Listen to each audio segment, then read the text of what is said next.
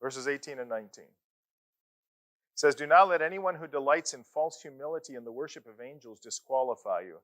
Such a person also goes into great detail about what they have seen. They are puffed up with idle notions by their unspiritual mind. They've lost connection with the head, from whom the whole body, supported and held together by its ligaments and sinews, grows as God causes it to grow." It says here that the heretics have false humility.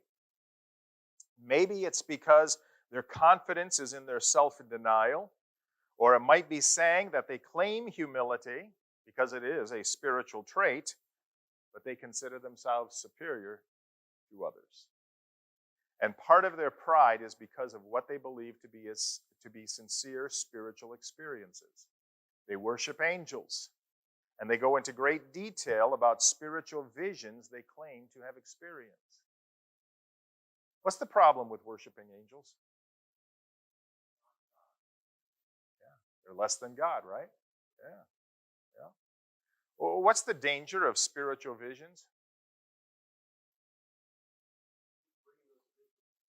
Yeah, who's bringing the spiritual visions to them? What's the source? How do you know? And it leads to my experience. My experience is the definition of what's right, what's wrong, what spiritual maturity is, or what spiritual maturity is. Right? And he says here, these people present as humble, but Paul says that they are puffed up, means that they're just filled with a bunch of hot air. They are puffed up with idle notions. Literally, that says their sinful thinking, by their unspiritual mind. Paul doesn't really pull any punches there. For those who are trying to convince others of their spiritual superiority, Paul pretty much just knocks them off their high horse. And Paul says they have lost connection with the head. What does that mean? Yeah, Jesus Christ, the head of the body, right? They've lost connection with the head. What happens if you lose connection? Lose connection with your head?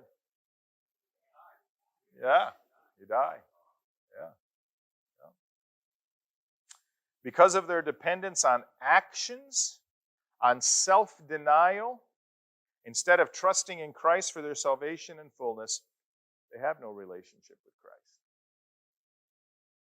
What are they depending on other than Christ? Works, self, right? I can do this. I can do this by not doing that, by not tasting that, by not grabbing that, by not, okay? It's all self.